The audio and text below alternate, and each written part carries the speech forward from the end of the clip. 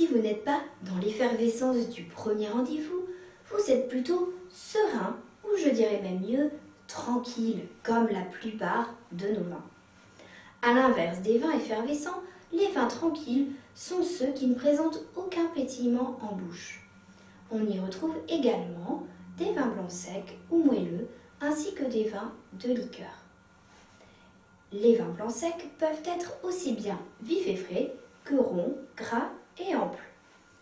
Les vins blancs secs tranquilles sont des vins blancs dont l'intégralité des sucres a été transformée en alcool.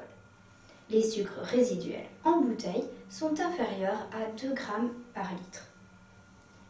L'élaboration d'un vin blanc sec consiste à presser la vendange directement à son arrivée au chai, ce qui permet également de faire des vins blancs avec des cépages noirs. S'ensuit la fermentation alcoolique qui transforme les sucres en alcool sous l'action des levures. En fonction du style de vin, la fermentation et l'élevage peuvent avoir lieu en cuve ou en barrique avec un élevage sur lit possible, c'est-à-dire sur les dépôts supprimés ultérieurement. Ce type d'élevage, utilisé essentiellement sur les blancs de garde, apporte du volume, du gras et de la rondeur au vin. À la dégustation des blancs, on pourra juger au niveau du visuel de son intensité qui peut varier en fonction des cépages et de sa teinte. Elle évolue peu dans le temps par rapport au rouge ou au rosé.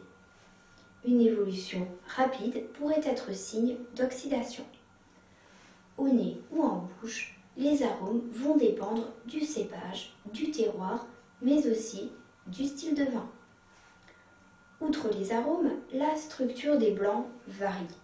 L'élevage sur lit, ainsi que le terroir, peut apporter plus d'amplitude au vin. On cherche sur les blancs secs un équilibre entre alcool et acidité. Par exemple, les blancs de Bordeaux à dominante Sauvignon et Sémillon sont plutôt vifs et nerveux, là où les Bourgognes sont beaucoup plus gras et amples. En France, la palette des vins secs est très large. On peut citer notamment les Bordeaux à dominante Sauvignon, Sémillon plutôt vif et frais, allant du Bordeaux au Pessac-Léognan, plus complexe. A contrario, la Bourgogne, elle, est connue pour ses vins blancs amples et gras avec les cépages chardonnay et aligoté.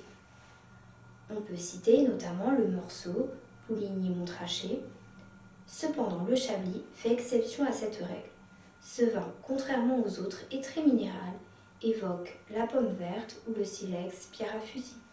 L'Alsace renferme également de très beaux blancs, présentant des styles de vin très différents, allant d'un Riesling vif et minéral à un Gewürztraminer plus tendre et rond.